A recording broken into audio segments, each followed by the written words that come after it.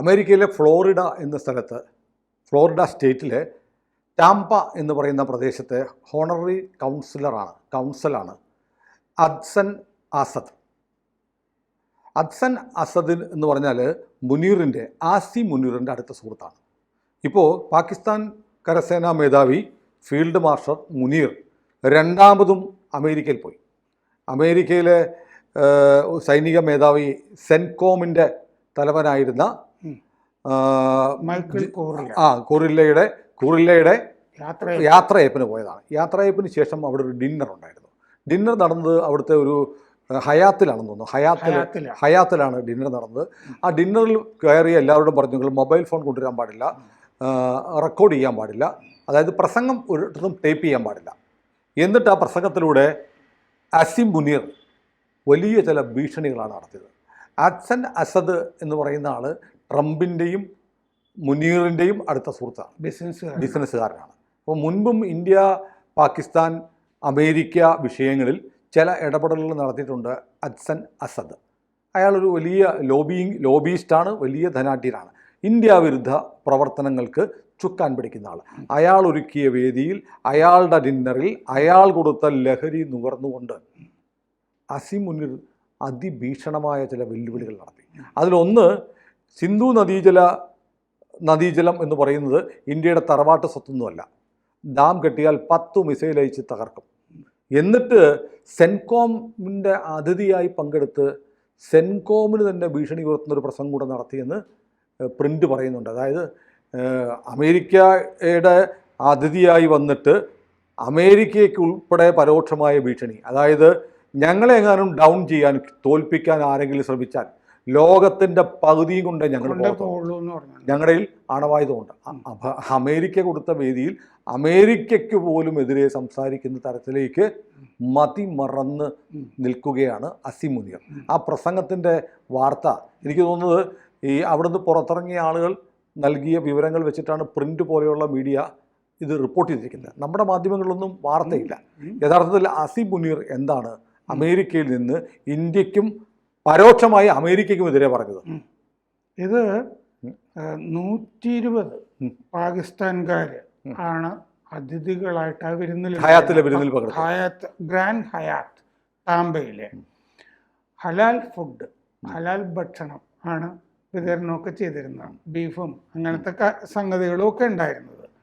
അപ്പോൾ ഇങ്ങേര് പറഞ്ഞത്, ഞങ്ങളുടെ നിലനിൽപ്പിന് ഭീഷണി ഉണ്ടായിക്കഴിഞ്ഞാൽ ഭാവി യുദ്ധത്തിൽ ഞങ്ങൾ ആണവ ആയുധം പ്രയോഗിക്കും. ഞങ്ങളൊരു ആണവ രാഷ്ട്രമാണ്. ഞങ്ങൾ താഴേക്ക് പതിച്ചാൽ ലോകത്തിൻ്റെ പകുതിയും കൊണ്ട് ഞങ്ങൾ പോകും അയാൾ പറഞ്ഞിട്ടുണ്ട്. അപ്പോൾ അമേരിക്കയിൽ നിന്ന് ആദ്യമായിട്ട് ഒരു മൂന്നാമത്തെ രാജ്യത്തിൻ്റെ ആണവ ഭീഷണി വരുന്നത്, മൂന്നാമത്തെ ഒരു രാജ്യത്തിനെതിരെ ആണവ ഭീഷണി വരുന്ന ആദ്യമായിട്ടാണ്. അമേരിക്കയുടെ മണ്ണിൽ നിന്ന് ചെന്നിട്ട് ഒരാൾ മണ്ണിൽ നിന്ന് പറയാണ് ഞങ്ങൾ ഇന്ത്യക്കെതിരെയും ലോകത്തിന്റെ പകുതി കൊണ്ടുപോകും. അപ്പൊ ഇന്ത്യക്കെതിരെയല്ല, നിരവധി ലോകരാജ്യങ്ങൾക്കെതിരെയാണ് ഇത് പറയാണ്. അപ്പോൾ ഇത്രയും സ്വാതന്ത്ര്യം മുനീറിനവിടെ കൊടുത്തിട്ടുണ്ട് ട്രംപ് എന്നുള്ളതാണ്. കാരണം ഉച്ചഭക്ഷണത്തിന് വിളിച്ചാണല്ലോ നേരത്തെ. മുനീർ ഈ അസ്നൻ അസദിൻ്റെ വിരുന്നിലാണ് ഇത് സംസാരിച്ചു കൊണ്ടിരിക്കുന്നത്.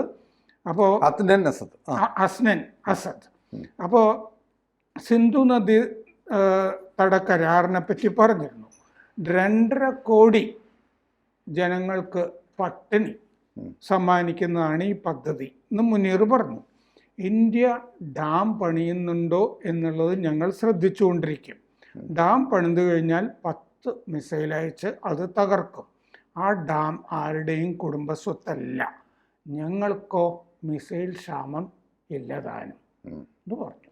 അല്ല, ഒരുപക്ഷെ ട്രംപ് ഇയാളെ ഹോസ്റ്റ് ചെയ്ത അദ്നൻ അസദ്, അസ്നനോ അദ്നനോ ഹസ്നൻ എന്നാണ് എന്തോ ഞാൻ നോട്ട് ചെയ്ത്, അദ്നൻ അസദ് എന്തോ ആവട്ടെ, അസദ് ഇവരൊക്കെ പ്ലാൻ ചെയ്ത് തയ്യാറാക്കിയ ഒരു തിരക്കഥയാണോ ഈ ഹയാത്തിലെ ബാൾ റൂമിൽ അരങ്ങേറിയത്? അതാണല്ലോ ഈ ട്രംപ് അറിയാതെയൊന്നും ഈ ഗ്രാൻഡ് ഹയാത്തിൽ ഇങ്ങനെ ഒരു വിരുന്ന് നടക്കാൻ സാധ്യതയില്ല. അവിടെ എന്താണ് സംസാരിക്കാൻ പോകുന്നതെന്നും അമേരിക്കക്ക് അറിയാം. സംസാരിക്കുന്നതിന് ഇയാളുടെ കയ്യിൽ ഒരു പ്രിപ്പയർഡ് ടെക്സ്റ്റും നോട്ട്സും ഉണ്ടായി, എഴുതി തയ്യാറാക്കിയ പ്രശ്നം. പക്ഷെ ഒരാളും ഡിജിറ്റൽ ഉപകരണങ്ങളൊന്നും കൊണ്ടുപോകരുത്, സെൽഫോണൊന്നും കൊണ്ടുപോകരുത് എന്ന് നിബന്ധന ഉണ്ടായിരുന്നു. കാരണം ഇത് ലീക്ക് ചെയ്യരുത്, റിപ്പോർട്ട് ചെയ്യരുത് എന്ന് അയാൾക്ക് നിർബന്ധം ഉണ്ടായിരുന്നു. പക്ഷെ ആ വിരുന്നിൽ പങ്കെടുത്ത പല ആളുകളെ കണ്ടിട്ടാണ് ഇയാൾ പറഞ്ഞ പല വാചകങ്ങളും മാധ്യമങ്ങൾക്ക് കിട്ടിയിരിക്കുന്നത്. അപ്പോൾ ഈ സെൻകോം കമാൻഡർ മൈക്കൽ കൂർലയുടെ യാത്രയപ്പിൽ ഇസ്രയേലിൻ്റെ പ്രതിനിധിയും ഉണ്ടായിരുന്നു. അപ്പോൾ ഇത് പുറത്തേക്ക് ലീക്ക് ചെയ്യാനായിട്ട് വളരെ എളുപ്പമാണ്. ഇസ്രയേലിൻ്റെ പ്രതിനിധി ഉണ്ടെങ്കിൽ പിന്നെ മൊബൈൽ ഫോൺ കൊണ്ടുപോകരുത് എന്ന് പറഞ്ഞ നിബന്ധനയിലൊന്നും ഒരു കഥയുമില്ല. ഇത് മൊത്തം പ്രസംഗം ഇസ്രയേലിൻ്റെ കയ്യിൽ എങ്ങനെയായാലും ഉണ്ടാവും. ബട്ടൺസ് വഴിയോ അല്ലേ, ഷർട്ടിലെ ബട്ടൺസ് ഒക്കെ ഉണ്ടെങ്കിൽ ധാരാളമായിട്ട്. അത് മാത്രമല്ല, മറ്റൊന്നുണ്ട്, അയാൾ പറഞ്ഞു ഹൈവേയിൽ കൂടി വരുന്ന ഒരു മെഴ്സിഡസ് ആണ് ഇന്ത്യ. അത് പറയാം. ഞങ്ങളൊരു ഡംപ് ട്രക്കാണ്, അതായത് നമ്മുടെ ടിപ്പർ ലോറിയാണ്, ഗ്രാവൽ നിറച്ച ടിപ്പർ ലോറിയാണ് എന്നൊക്കെ പറഞ്ഞു. ഇയാൾ ഖുറാനിലെ അസ്സാഫ് സൂറ 4 ഒരു ഒട്ടുവിടെ അള്ളാഹുവിന് വേണ്ടി ഒറ്റ കൂട്ടം പോലെ പോരാടുന്നവരെ അല്ലാഹു സ്നേഹിക്കുന്നു എന്ന് പറഞ്ഞു. അപ്പോൾ ഈ വചനത്തിൽ നിന്നാണ് അവർ ഓപ്പറേഷൻ സിന്ദൂറിനെതിരെ ബുനിയാനും മർസൂസ് എന്ന് പറഞ്ഞ വാക്കില്ലേ, പ്രയോഗം, അതായിരുന്നു അവരുടെ ഓപ്പറേഷനിട്ട പേര്. അത് ഈ സൂറയിൽ നിന്ന് എടുത്തതാണ് എന്നാണ് പറയുന്നത്. അതായത് അസ്സാഫ് എന്ന് പറഞ്ഞതിൽ സൂറ 4 അള്ളാഹുവിന് വേണ്ടി ഒറ്റക്കൂട്ടം പോലെ പോരാടുന്നവരെ അല്ലാഹു സ്നേഹിക്കുന്നു. ഇയാളാണല്ലോ ഈ മദ്രസയിൽ പഠിച്ചു വന്നിട്ട് ആദ്യത്തെ പട്ടാള മേധാവിയായിട്ടുള്ള ആൾ. അതുകൊണ്ട് ഖുറാൻ ഭക്ഷിച്ചിട്ടുള്ള ഒരാളാണ്. ഖുറാൻ നേരത്തെ കാണാപ്പാടം പറഞ്ഞ് സമ്മാനമൊക്കെ മേടിച്ചിട്ടുള്ള ആളാണ് ഈ മുനീർ. അതുകൊണ്ട് അത് എപ്പോൾ എവിടുന്ന് വേണമെങ്കിലും അയാൾക്ക് ഉദ്ധരിക്കാൻ പറ്റും. അപ്പോൾ ഇന്ത്യയുടെ നഷ്ടം ഇന്ത്യ ആദ്യം സമ്മതിക്കട്ടെ എന്ന് നമ്മുടെ ഈ ഓപ്പറേഷൻ സിന്ദൂറിൽ ഈ വിമാനത്തിൻ്റെ കാര്യമൊക്കെ ഇപ്പോൾ പറഞ്ഞില്ലേ, ഇന്ത്യക്ക് ഒരുപാട് നഷ്ടം സംഭവിച്ചിട്ടുണ്ട്, നമ്മളൊരുപാട് വിമാനം തകർത്തിട്ടുണ്ട്, അതൊക്കെ അവരാദ്യം സമ്മതിക്കട്ടെ എന്ന് ഇയാൾ പറഞ്ഞു. എന്നിട്ട് ഇയാൾ പറഞ്ഞു സൂറ ഫിൽ പറയുന്നു, പക്ഷികൾ ശത്രുവിൻ്റെ ആനകളെ കല്ല് വീഴ്ത്തി കൊന്നു. കുറെ പക്ഷികൾ ആകാശത്ത് നിന്ന് താഴെയിരിക്കുന്ന താഴത്തേക്കിട്ട് കൊന്നു. ഇന്ത്യയുടെ കിഴക്ക് നിന്ന് നമ്മൾ ആക്രമണം തുടങ്ങും, പടിഞ്ഞാറേക്ക് വരും, അവിടെ നിന്ന് പടിഞ്ഞാറേക്ക് നീങ്ങും എന്ന് പറഞ്ഞു. കിഴക്കാണ് നമ്മുടെ അസറ്റ്സ് ധാരാളം കിടക്കുന്നത് എന്നുള്ളതുകൊണ്ടാണ് കിഴക്ക് നിന്ന് തുടങ്ങുമെന്ന് പറഞ്ഞത്.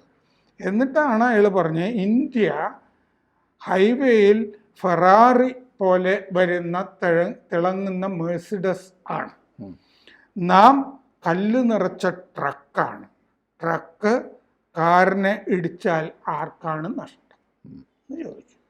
ട്രക്ക് കാറിനെ ഇടിച്ചാൽ കാറിനെ എന്ന് പറഞ്ഞാൽ പ്രാകൃതന്മാരാണെന്നുള്ളത് സമ്മതിക്കുന്നുണ്ട്. ആ ഫെറാറിയുടെയോ തിളങ്ങുന്ന മിന്നിത്തിളങ്ങുന്ന മെഴ്സിഡസ് ആണെന്നാണ് പറഞ്ഞത്. അതെ, ഇന്ത്യക്ക് തിളക്കമുണ്ടെന്നൊക്കെ പറഞ്ഞു. മിന്നിത്തിളങ്ങുന്ന മെഴ്സിഡസ് ഫെറാറി പോലെ വരുന്നു എന്നാണ് പറഞ്ഞത് അയാൾ. അപ്പോൾ നമുക്ക് അയാൾ പറയാ പാകിസ്ഥാൻ ഇപ്പോൾ ഈ താരിഫ് നമുക്കെതിരെ ചുമത്തിയല്ലോ, പാകിസ്ഥാനാണെങ്കിൽ കുറയ്ക്കുകയും ചെയ്തു. അപ്പോൾ ഇന്ത്യ പുച്ഛിച്ചു മുനീർ. എന്നിട്ട് പറഞ്ഞു നമുക്ക് രാജ്യാന്തര ബന്ധങ്ങളൊക്കെ സമനിലയിൽ കൊണ്ടുപോകാനായിട്ട് നമുക്കറിയാം, ഇന്ത്യക്ക് അത് അറിയില്ല. അപ്പോൾ അതുകൊണ്ട് നമ്മൾ അങ്ങനെ ചെയ്തത് കൊണ്ട് അല്ലാഹു ഐശ്വര്യം കൊണ്ട് നമ്മളെ അനുഗ്രഹിക്കും. കലിമയുടെ അടിസ്ഥാനത്തിൽ ഉണ്ടായ 2 രാജ്യങ്ങളിലൊന്നാണ് പാകിസ്ഥാൻ. 2 കലിമയുടെ അടിസ്ഥാനത്തിൽ ഉണ്ടായിട്ടുള്ളൂ എന്ന് പറഞ്ഞ് കലിമ ചൊല്ലിയിട്ടല്ല നോക്കിയിട്ടല്ലേ പഹൽഗാമിൽ വെടിവെച്ചൊന്നത്. കലിമയുടെ അടിസ്ഥാനത്തിൽ ഉണ്ടായ 2 രാജ്യങ്ങളിലൊന്നാണ് പാകിസ്ഥാൻ. ആദ്യത്തേത് പ്രവാചകൻ പരിഷ്കരിച്ച മെദീന ആണ് എന്ന് പറഞ്ഞു. മെദീനയും മക്കയും ഒക്കെ നേരത്തെ ഉള്ളതാണ്. അതെ അതെ. അപ്പോൾ ആദ്യത്തേത് പ്രവാചകന്റെ മെദീന. മെദീനയെ തയ്യിബ എന്ന് പ്രവാചകൻ വിളിച്ചു എന്നും മുനീർ പറഞ്ഞു. അത് തെറ്റാണെന്ന് റിപ്പോർട്ടുകളിലുണ്ട്. അങ്ങനെ പ്രവാചകൻ മെദീനയെ തയ്യിബ. അയാൾ മദ്രസ പൊട്ടനല്ല, മദ്രസ പഠിച്ച ആളല്ലേ, എന്നിട്ട് തെറ്റിയോ? അത് മദ്രസ പൊട്ടെന്ന് സുനിലിന് തെറ്റി വന്നാണെങ്കിലും ശരിയാണല്ലോ അത്. ഇങ്ങനത്തെ ആളുകൾക്കും പൊട്ടത്തരമൊക്കെ വരും. ഇയാളുടെ ബാപ്പ വലിയ മുല്ലാക്കിയായിരുന്നു, ബാപ്പയുടെ അത്ര വരില്ലായിരിക്കും. അപ്പൊ തയ്യിബ അനുഗ്രഹീതം എന്നാണ് അതിൻ്റെ അർത്ഥം എന്ന് പറഞ്ഞു. അത് പൊട്ടത്തെറ്റാണെന്ന് റിപ്പോർട്ടിൽ പറഞ്ഞിട്ടുണ്ട്. അത് നമുക്ക് ഈ ജിഫ്രി തങ്ങളെ പോലെയൊക്കെയുള്ള ആളുകൾ പറഞ്ഞാൽ ഇങ്ങനെ ഉണ്ടോ ഇല്ലയോ നമുക്കറിയാവും, നമുക്കത് അവരാരെങ്കിലും പറയട്ടെ. ഏതായാലും നമ്മൾ ഈ മനസ്സിലാക്കേണ്ട ഒരു കാര്യം, ഇത് അസിമുറി 2 അടിച്ചിട്ട് പറഞ്ഞ കാര്യങ്ങളൊക്കെയാണ്. 2 അടിച്ചപ്പോൾ വന്ന ആവേശത്തിന്റെ പുറത്ത് പറഞ്ഞതും കൂടി ആവാം. പക്ഷേ അതിനകത്ത് പ്രധാന നോട്ട്സ് ഉണ്ടായിരുന്നു. എന്നാൽ പോലും അമേരിക്കൻ മണ്ണിൽ നിന്ന്, ഒരു ന്യൂക്ലിയർ രാജ്യമായ അമേരിക്കൻ മണ്ണിൽ നിന്ന് മറ്റൊരു ന്യൂക്ലിയർ ആയുധമുണ്ടെന്ന് പറയുന്ന രാജ്യം മൂന്നാമതൊരു ന്യൂക്ലിയർ ആയുധത്തെ ആക്രമിക്കും എന്ന് പറയുന്നത് അത്ര ചെറിയ കാര്യമല്ല. അമേരിക്ക അതിന് പച്ചക്കൊടി കൊടുത്തത് എല്ലാ തരത്തിലുമുള്ള രാജ്യാന്തര നയതന്ത്ര ബന്ധങ്ങളുടെ ലംഘനമാണ്. അതാണ് അവിടെ ക്രിമിനൽ സ്ഥാനത്ത് നിൽക്കുന്നത് അമേരിക്കയാണ്. കൂടുതൽ വാർത്തകളും വിശേഷങ്ങളും നിങ്ങളിലേക്ക് എത്താൻ ABC മലയാളം സബ്സ്ക്രൈബ് ചെയ്യുക, ബെൽ ബട്ടണും അമർത്തുക.